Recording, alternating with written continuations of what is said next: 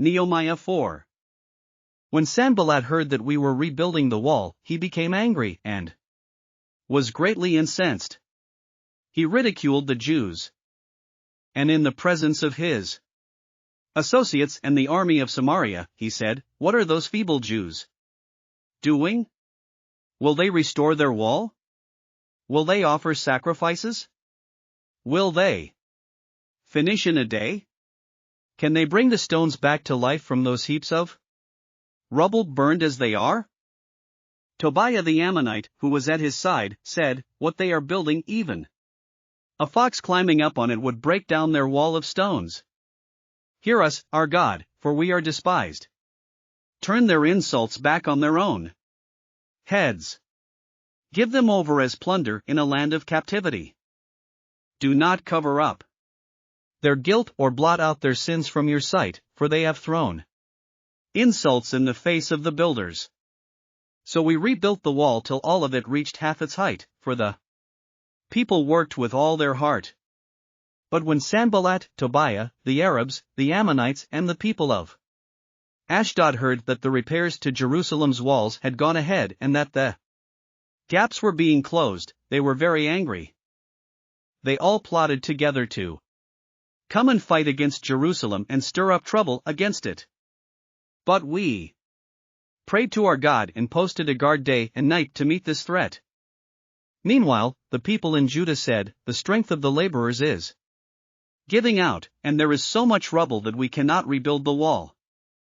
Also our enemies said, "Before they know it or see us, we will be right there among them and will kill them and put an end to the work." Then the Jews who lived near them came and told us 10 times over, "Wherever you turn, they will attack us."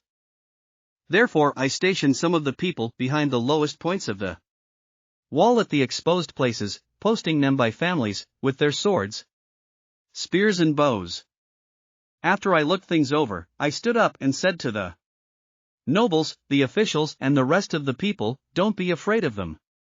Remember the Lord, who is great and awesome, and fight for your families, your sons and your daughters, your wives and your homes." When our enemies heard that we were aware of their plot and that God had frustrated it, we all returned to the wall, each to our own work.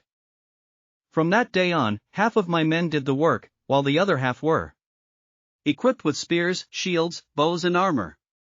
The officers posted themselves behind all the people of Judah who were building the wall. Those who carried materials did their work with one hand and held a weapon in the other. And each of the builders wore his sword at his side as he worked.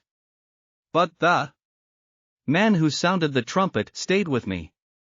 Then I said to the nobles, the officials, and the rest of the people, "The work is extensive and spread out, and we are widely separated from each other along the wall. Wherever you hear the sound of the trumpet, join us there. Our God will fight for us." So we continued the work with half the men holding spears, from the first light of dawn till the stars came out. At that time I also said to the people, "Have every man and his helper stay inside Jerusalem at night, so they can serve us as guards by night and as workers by day. Neither I nor my brothers nor my men nor the guards with me took off our clothes, each had his weapon, even when he went for water." Thanks for listening to another chapter of the Bible. At My Faith Fuel, we believe a good coffee fuels your faith and energizes your day. Please visit myfaithfuel.com to explore our delicious coffee blends. Part of each purchase goes to training worshipers around the world. Thanks for listening.